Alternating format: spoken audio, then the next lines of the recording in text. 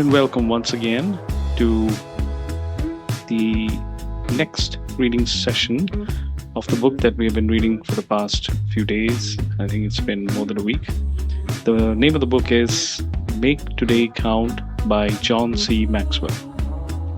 Now, we we read about faith yesterday.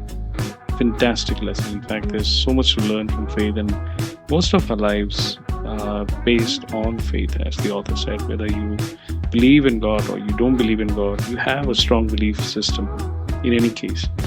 So I hope there are some questions that you have been answering if you've been reading along with me as I read this book online. And I hope many of you have questions, thoughts, and ideas. Encourage you to go to the comment section and share your questions, share your thoughts and ideas. So let's dive into the ninth chapter, Relationships. Ninth chapter, Relationships, of the book named Make Today Count by John C. Maxwell. When I was in college in 1965, I took Psychology 101 with Dr. David Van Hoos. One day, as he was lecturing, he said something that really got my attention. He remarked, "If you have one true friend in life, you are very fortunate. If you have two real friends, it's highly unusual." I was dumbfounded. As a sanguine student, I thought everyone had lots of friends. Even though Dr. Van Hoos defined friendships as relationships characterized by unconditional love, I was still shocked. Relationships had always been important to me, and I developed good people skills at a young age. When I was in my early teens, my father encouraged me to read How to Win Friends and Influence People by Dale Carnegie. I've always remembered the advice that the master of relationships gave in the book. In order to make friends, one must be friendly. I had embraced that recommendation, but after hearing the words of my psychology professor, I determined to be more intentional and take relationships to a new level in my life. That's when I made this relationship decision. I will initiate and make an investment in relationships with others. Let's move to the first section of this chapter. Making the decision to initiate and invest in solid relationships daily. I think a lot of people don't take responsibility for the relationships in their lives. They simply let things happen to them rather than being intentional about it. But to have the kind of solid relationships that bring fulfillment, you have to change your mindset when it comes to dealing with others. Here are some ways you can do that. Number one, place a high value on people. Let's face it, if you don't care about people, you're unlikely to make building good relationships a priority in your life. My friend Ken Blanchard, author of Well Done and Raving Fans, jokes that the Department of Motor Vehicles evidently seeks out and hires people who hate people. When you go to get your driver's license, you expect to be treated poorly. What one-time National Salesman of the Year Les Giblin said is true. You can't make the other fellow feel important in your presence if you secretly feel that he is a nobody. The solution is to place a high value on people. Expect the best from everyone. Assume people's motives are good unless they prove them to be otherwise. Value them by their best moments and give them your friendship rather than asking for theirs.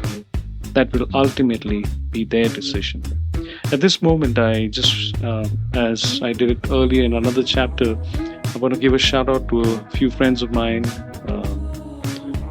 Ever since I've been here in Nepal for the past 6 years, I came to know these friends the last 3 or 4 years, I think. I just want to give a shout out to my friends. One of them is one of the closest, in fact, here, and with whom I've shared a lot of time. I've heard so many amazing things that I've learned from this guy. His name is Divya, and Divya is an amazing reader, a voracious reader. absolutely intellectual, very clear about his thoughts and ideas, very brave and courageous when it comes to making his dreams work. I think there's a lot I need to learn from this guy, and never giving up. One of the things I see about him is he never gives up on people. So thank you so much, Dibya. Thank you, Hridesh. He's always been friendly, an amazing guy. He's like the welcome face of this country, an amazing guy. If anybody needs to know what Nepal is like, you should meet Hridesh. One of the friendliest guys I've met in the past many years. Hridesh has done so much. I mean, he's encouraged me in so many ways, and I think it's rare to find a person like Hridesh these days. Sushmita stands out as an amazing and inspirational personality, an amazing woman. I've never seen a woman so confident, so clear, and so focused on what she's doing. And I'm sure she's going to do great things in her life, especially for this country, and and not just in this country, but internationally. I'm sure she is built for greatness. And similarly, Nishchal, amazing guy, studied in Denmark, could have stayed there, could have lived, and but he decided to come back to Nepal and has been doing the best he can to inspire the younger generation. He's an amazing guy. And all the guys I meet, all the women I meet at the English Cafe, that's part of the American Spaces, and all of these amazing people that I've met and been so humbled by their humility, Namrata ma'am, and so many others that I've met throughout the years, Ashutosh, so many. If I've forgotten someone, please forgive me, but just wanted to remember and thank these friends. I think I'm unusually blessed to have so many friends, and we're still sussing out, I think, the depth of our friendship, but I think whatever it is, it's been good so far. So thank you guys, I really appreciate you. Now let's move to the second section, or the second point: learn to understand people. Tom Peters and Nancy Austin, authors of A Passion for Excellence, state that the number one managerial productivity problem in America is, quite simply, managers who are out of touch with their people and out of touch with their customers. I think one possible explanation is that some managers don't value people, but that isn't always true. Many people care about others, but they still remain out of touch. In those cases, I think the problem is that they don't understand people. If you desire to improve your understanding of people so that you can build positive relationships, then keep in mind the following truths about people and actions you can take to bridge the gap often caused by them. Point number 1, people are insecure. Give them confidence. 2, people want to feel special. Sincerely compliment them. 3, people desire a better tomorrow. Show them hope. 4, people need to be understood.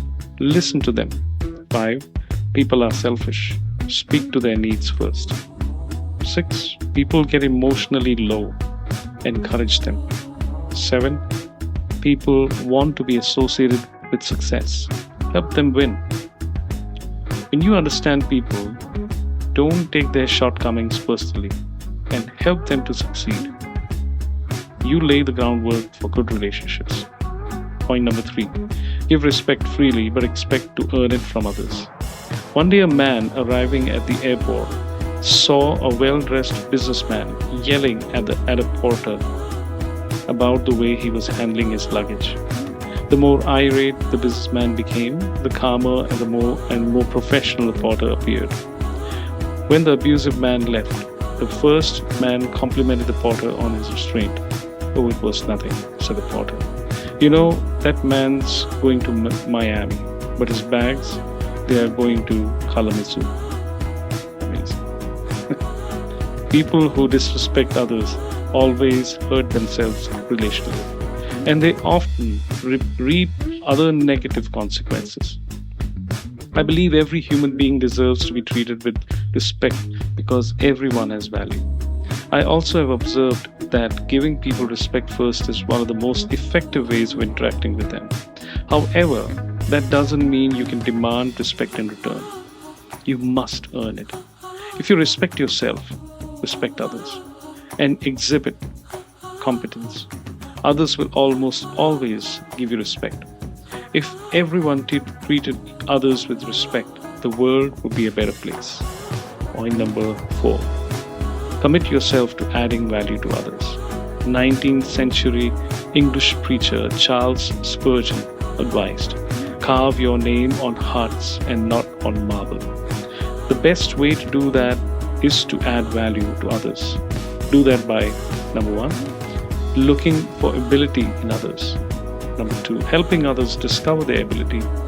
Number 3, helping others develop their ability. Some people approach every interaction with others as a transaction. They are willing to add value, but only if they expect to receive value in return. If you want to make relationships a priority, you must check your motives to be sure you are not trying to manipulate others for your own gain. To make sure your motives are right, take this advice from Leo Buscaglia. Buscaglia. I'm very sorry about that. Sometimes I read certain names in a horrible way, and this is one of them. So my heartfelt apologies to Leo. And let me say that again, and I hope to pronounce it correctly. Leo Buscaglia, who wrote, loving each other. Always start a relationship by asking, do I have ulterior motives for wanting to relate to this person? Is my caring conditional? Am I trying to escape something? Am I planning to change the person? Do I need this person to help me make up for the deficiency in myself? If your answer to any of these questions is yes, leave the person alone. He or she is better off without you. Amazing. Well said. Well said. Second part, managing the discipline of relationship building. I think a lot of the time we take relationships for granted. Because of that, we don't always give them the attention they deserve or require. But good relationships require a lot of effort. To keep me on track in my relationships, so that I am investing in them as much as I must to make them successful, I practice this discipline. Every day I make the conscious effort to deposit goodwill into my relationships with others. That means I give more than I expect to receive, love others unconditionally, look for ways to add value to others, and bring joy to the relationships I hold dear. Every evening, I evaluate this area of my life by asking myself, have I been thoughtful toward people today? Would they express joy that they have spent time with me?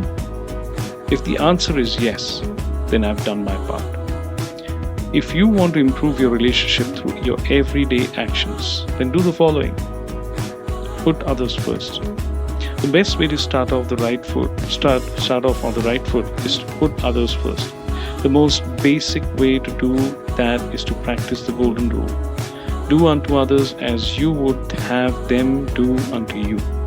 If you take that mindset into all your interactions with others, you can't go wrong. But there are also other ways to show people they matter and that you are interested in their well-being. Walk slowly through the crowd. Remember people's names. Smile at everyone and be quick to offer help. People don't care how much you know until they know how much you care. Second point, don't carry emotional baggage. Few things weigh as much as old hurts and offenses carried by day or day after day in a person's life. If you want to enjoy your time with other people, you've got to get rid of that kind of stuff. You can't keep score of old wrongs and expect to make relationships right. If someone has hurt you and you need to address it and get it out onto the table, then do it right away. Resolve it and get beyond it. If it's not worth bringing up, forget about it and move on. Third point, give time to your most valuable relationships. Most people give away their relational energy on a first come, first served basis. Whoever gets their attention first gobbles up their time and relational energy. That's why the squeaky wheel instead of the high producers at work consumes so much attention, and why so many people have nothing left to give when they get home from work. Since you've already read the chapter on family, you should know that I believe your family provides the most valuable relationships in your life. They should come first as you plan to spend your time. After that should come your next most important relationships. It's a matter of practicing good priorities. Having said that, let me honestly confess, my family's, especially my wife Srijana, my son Nathan, have always been there. It's always surprising that having the author having reminded me about the family section. They were not the first people who came to my mind, even today when I was acknowledging some of my friends, but actually they are my true friends. They have been there with me through the thick and thin. They have loved me with warts and all, and all kind of problems and issues. I think it's true. It is my family. It is the people who see me day in and day out with all my ugliness, all the best sides of me and the bad sides of me and the worst sides of me, and still choose to be with me. I think those are the people who really matter so much more. It's not that others don't matter, but yes, I need to acknowledge and give honor where honor is due. And I think I should give honor to my family. And a good reminder at this point. So, what do you think? Is there anyone else who should be first but always is last on your list or your thoughts? Think about it. Serve others gladly. I once heard an airline executive explain how difficult it is to hire and train people for his industry. He said that service is the only thing they have to sell. But it's the toughest thing to teach because nobody wants to be thought of as a servant. Helen Keller said, "Life is an exciting business and most exciting when lived for others." I think that's true.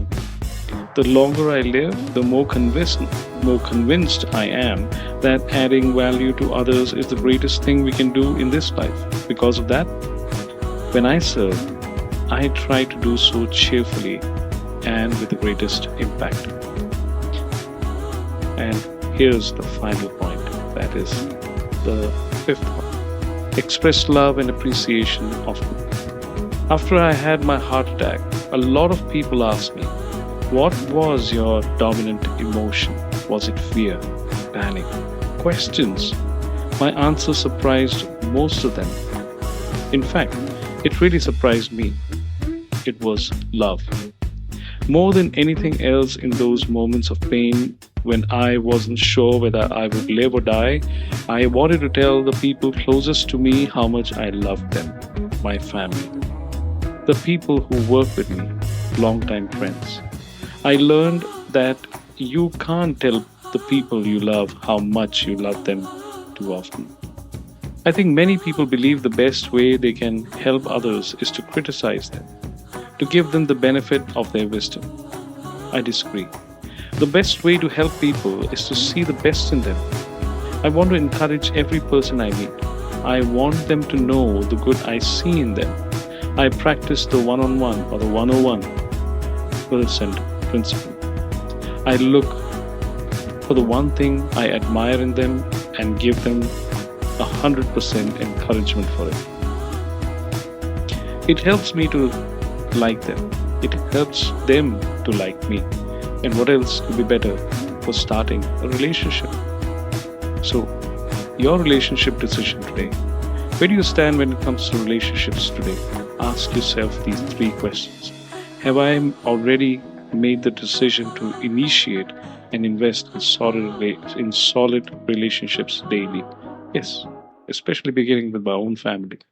If so, when did I make that decision? Today, as I read this chapter. What exactly did I decide? That yes, I will give more priority to my family as a relationship, and also to those people who are close friends people who are good, kind, and amazing. Your relationship discipline every day, based on the decision you made concerning relationships. What is the one discipline you must practice today and every day in order to be successful?